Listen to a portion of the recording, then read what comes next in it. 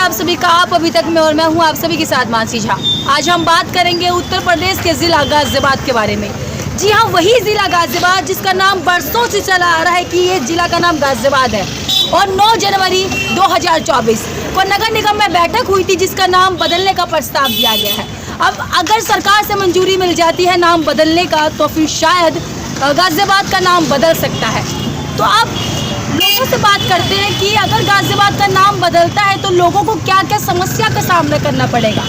जो उनके डॉक्यूमेंट्स में गाज़ियाबाद का नाम लिखा हुआ है अगर वो बदल जाता है तो लोगों को आने वाले समय में किन किन समस्याओं का सामना करना पड़ता है। चलिए बात करते हैं लोगों से। तो इसी के लिए मैं आज आप पहुँची गाज़ियाबाद में, जहाँ लोगों से बात करेंगे और उनकी समस्याओं को सुनेंगे। गाज़ियाबाद का जो नाम बदला जा रहा है तो उसके बारे में क्या कुछ कहना है आपका? देखिए, गाज़ियाबाद का जो नाम है वो गुलामी की मानसिकता को दर्शाता है। तो इसे और पूर्व में भी गाज़ियाबाद का नाम गर्वप्रद था।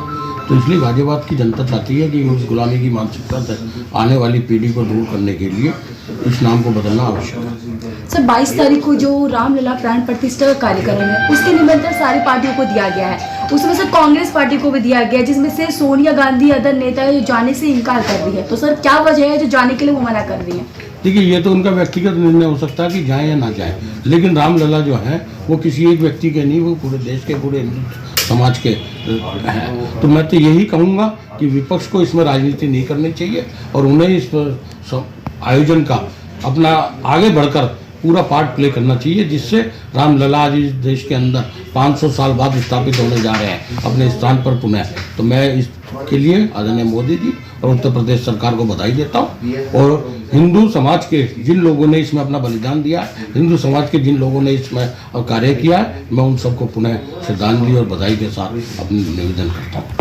सर, विपक्ष का कहना है कि भाजपा वाले धार्मिक कार्यक्रम को सिर्फ और सिर्फ अपने पार्टी का कार्यक्रम बना रहे हैं। तो इसके बारे में क्या कुछ कहना है आपका? नहीं, इसमें पार्टी का कोई रोल नहीं है। ये तो विश्व हिंदू परिषद के द्वारा जो संस्था बनी है उसके द्वारा ये आयोजित किया जा रहा है। और राम मंदिर अब भी मैं कहूँगा कि करोड़ों लोगों, देशवासियों के सहयोग से बन रहा है, ना किसी एक व्यक्ति का है, ना किसी पार्टी का है।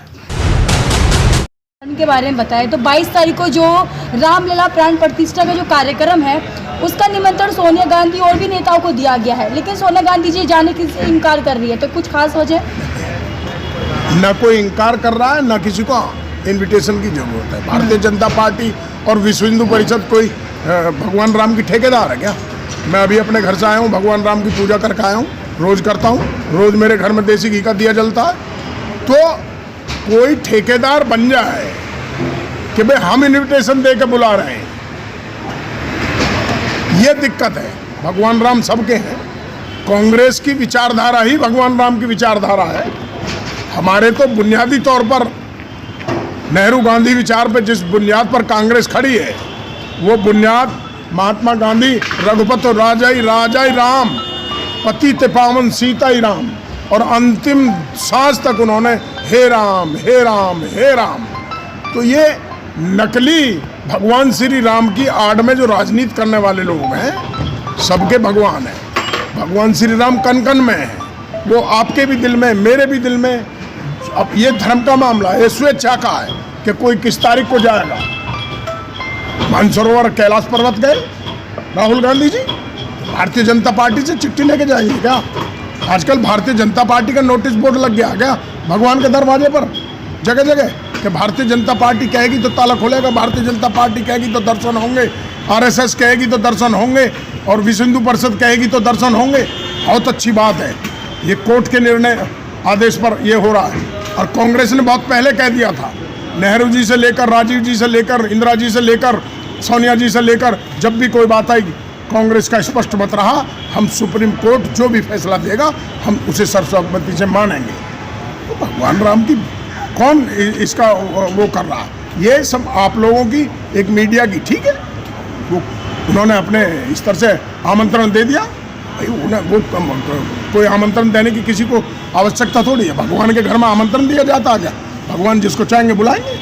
अगर सर गाज़ियाबाद का नाम बदल जाता है तो लोगों को किन किन समस्याओं का दिक्कत होगी? या देश का विकास होगा या फिर नाश होगा? मैंने फिर बताया ना आपको, इनका विकास और विनाश से कोई मतलब नहीं है। इनका मतलब तो विनाश से है। अच्छा। और विनाश का सबसे बड़ा उदाहरण मैं आपको बता रहा हूँ। आज़ादी के बाद 14 प्रधानमंत्रियों ने 55 लाख करोड़ रुपए का कर्जा लिया इस देश पर हुआ, और मात्र 10 साल में एक अकेला सब पर भारी एक शेर पैदा हुआ नरेंद्र मोदी के तौर पर नाम पर, जिसने 205 लाख करोड़ रुपए का कर्जा इस देश की छाती पर रख दिया, और वो कह रहा कि हमने विकास कर दिया। ये विकास नहीं है, ये विनाश है और हिस्ट्री है। आप उठा के देख लीजिए, दुनिया के बड़े बड़े लोगों की हिस्ट्री है और तानाशाहों की हिस्ट्री है। सर, गाजियाबाद का नाम बदलने वाला है, जहां एक तरफ है कि बीजेपी इसका समर्थन कर रही है, वहीं जो विपक्ष का कहना है कि अगर नाम बदलता है तो लोगों को काफ़ी ज़्यादा दिक्कत का सामना करना पड़ सकता है, डॉक्यूमेंट्स में नाम बदलने पड़ सकते हैं, और दूसरी बात कई करोड़ों का नुकसान भी हो सकता है। तो इसके बारे में क्या कहना है आपका? कई करोड़ का नुकसान क्या है, वो कुछ जगह होगा उसका भी नहीं पता लगे, हमें तो पता नहीं है। नाम बदलने की बात है, जिनका राज है वो जो चाहे कहें, उन्हें अधिकार। सर, नाम बदलने में लोगों का जो खर्चा आएगा उसमें तो कई जनता के कितने सारे क्या खर्चा आएगा? अब जब ये अपने डॉक्यूमेंट्स को नाम बदलने के लिए लेकर जाएंगे सरकारी अधिकारी के पास, ऐसा तो नहीं है कि वो फ्री में चेंज कर देंगे, पैसे तो कुछ ना कुछ लेंगे। सरकार आदेश करेगी तो हमें बदलना पड़ेगा। हमें राजनीति की बात नहीं करनी है, जिनकी सत्ता है तो जिनका अधिकार है वो बदलें, चाहे जो करें, चाहे जिसका नाम बदले, चाहे जिसका बदले। और ये तो हर दौर में हुआ है, कांग्रेस ने कौन सी कसर छोड़ी है? अगर मुसलमान नाम होने की वजह से बदल रहे हैं तो हिंदू हैं, बदलने दो। उन्हें हिंदू राष्ट्र बनाना है, बनाने दो। जो कुछ करना है करने दो। क्यों बोल रहे हैं राजनीतिक बातें करने से फ़ायदा क्या है? तो कुछ कर लेगी अपोजिशन, रोक लेगी। अगर रोकने की ताकत हो उनमें तो रोक के दिखाना। फिर वोट वो अपनी तरफ लेना, वो अपने वोट पक्के कर रहे हैं या अपने वोट पक्के कर रहे हैं, दोनों का मतलब है वोटों को लेना। कोई जो है समाज के लिए या किसी उसके लिए कोई काम नहीं कर रहा है। सबको अपने अपने वोट चाहिए, सबको अपना अपने जो है प्रधानमंत्री और मुख्यमंत्री और पार्लियामेंट चाहिए। ये इसी की लड़ाई है और कहीं की लड़ाई नहीं है।